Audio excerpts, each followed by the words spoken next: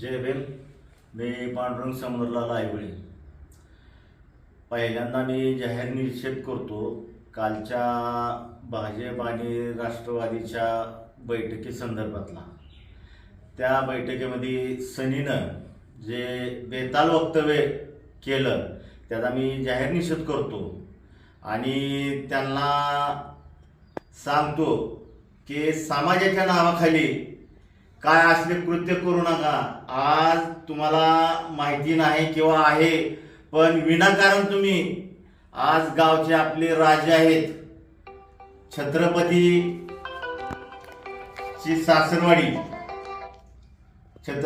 सासरवाडी आणि फलटणचे युवराज आहेत अनिकेत राजे, विश्वजित राजे.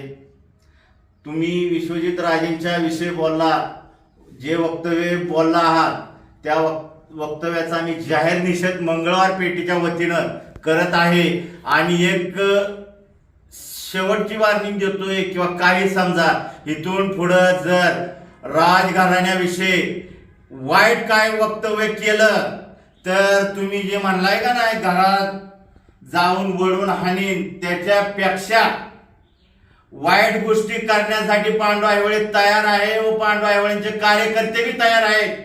जास्त मस्तीत जाऊ नका, हे लक्षात ठेवा. जय भीम. जय भीम. काल जे वक्तव्य सनी यांच्याकडून करण्यात आलेलं आहे त्याचा सर्वप्रथम मी मंगळवार पेठेच्या वतीने जाहीर निषेध करतो. खरं तर गेली 25 वर्ष ज्या घराण्यानं आपल्याला सर्वसाधारण नगराध्यक्ष असताना आपल्याला नगराध्यक्षपद दिलं, 30 वर्ष आपल्याला सत्ता भोगायला दिली, त्या घराण्या तुम्ही घरात बसून करायची भाषा करत आहेत, हे बरोबर नाही.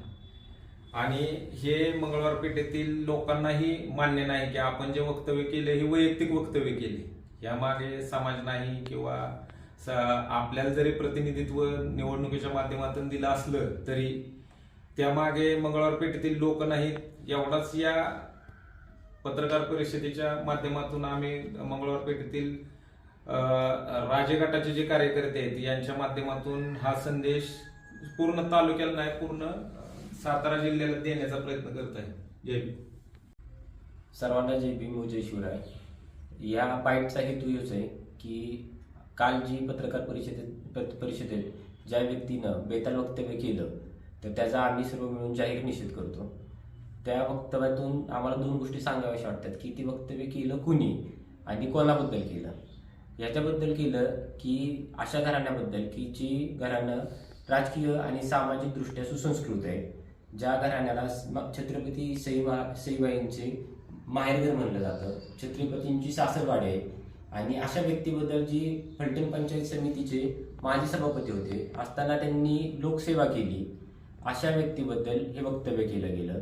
आणि दुसरीकडे अशी व्यक्ती की जी पहिली ह्याच गटात असून त्यांनी विविध पदं भोगली, ह्या गटाने त्यांना नगराध्यक्षपद दिलं, नगरसेवक केलं, आणि ह्या व्यक्तीने स्वतःच्या स्वार्थापायी भिवून आपली चुकीची कामं लपवण्यासाठी त्या गटात जाऊन उगाच 4 चौकात बसून काहीतरी वक्तव्य करायचे म्हणून केली.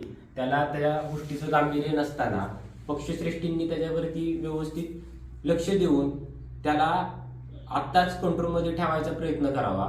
कारण दोन्हीकडच्या पक्षश्रेष्ठींनी कधी या स्तराला जाऊन एकमेकांबद्दल अशी टीका केलेली नाही, आणि खालच्या कार्यकर्त्यांनी अशी टीका करणं कितपत योग्य आहे. बरं, ह्या टीकेतनं एक मेसेज जातोय की मंगळवार पेठ किंवा आमच्या समाजाप्रती जी चुकीची इमेज तयार होते तर ही इमेज तयार नाही झाली पाहिजे.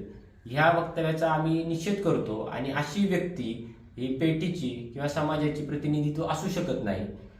राहिला प्रश्न त्यांच्या वक्तव्याचा, तर त्याच्याबद्दल आम्हाला जे काय करायचंय ते आम्ही करू.